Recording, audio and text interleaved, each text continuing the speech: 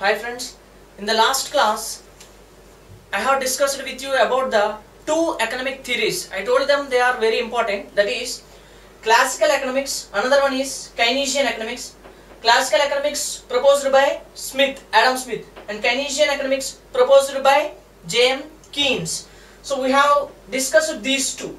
Other two slightly related with the above, and I already told you that they are not much popular as well as much important as the two above theories.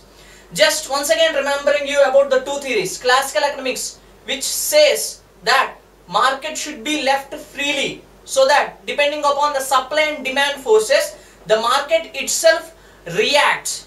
And the second one, Keynesian economics, that the public sector or the government intervention is necessary in the market matters, so that when a crisis comes, even though the private sector was not able to deal with it, the public sector which interferes there can control the disturbance in the economic system. That is in the Keynesian economics. Then, now let us go to the third and fourth theories, that is Neoclassical Economics, and the fourth one is Austrian School of Economics. The two which are ticked with a red marker are discussed in the last class. Check out the last video. Now let us go with the third and fourth.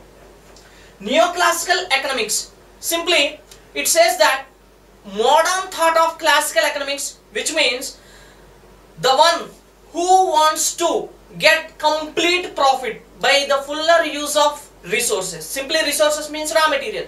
You should get profited from the raw materials completely, in the sense you won't think about the circumstances in the market, that means through individuals. Only what is your profit motive, and to get that profit the maximum availability of the resources will be used, and with the available resources maximum output or profit that can be achieved will be the main principle of Neoclassical economics. Means simply radicals trying to get the more profits is simply the theory of Neoclassical economics. Then the fourth one, Austrian School of Economics. What is this Austrian School of Economics? Actually this is the School of Economics, and since the thought is proposed in the Austrian mode, we call it as the Austrian School of Economics. What does it say? The Austrian School of Economics says that the economic theory in the market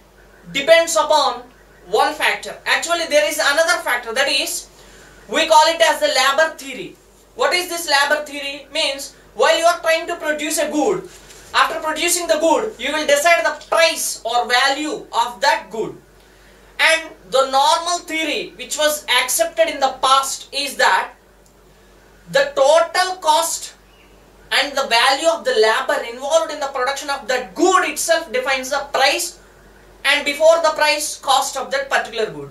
Whereas now this Austrian School of Economics says that it follows a different theory, that is subjective theory of value, which is not in line with the theory of labor cost involved in the production. No, what it says, simply it says that subjective theory of value, which means the price, simply than that value of a good is dependent upon the necessity or the demand it is having in the market. Means the most highest importance an individual is giving to buy that product defines the value of the good, not neither the labor nor the production cost. Simply the demand it is having in the market will define the value of that good. That is the theory of this Austrian School of Economics.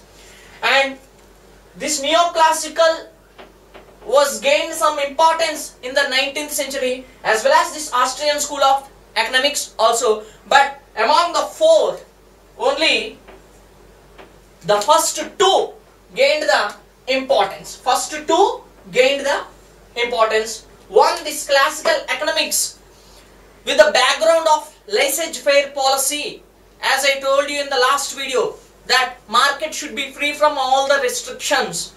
The restrictions especially should not be imposed on the producer, because if he was put some restrictions, definitely he will lose the interest to produce the good, which is very important for the overall development of economy.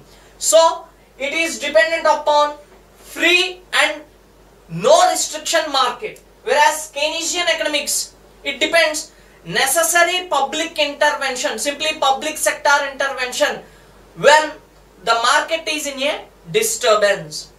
So it gains some rage or it gains some attraction when the system is in crisis, but not all the times, because sometimes the crisis disturbs the whole system, which should be carried out through some diplomatic or negotiations.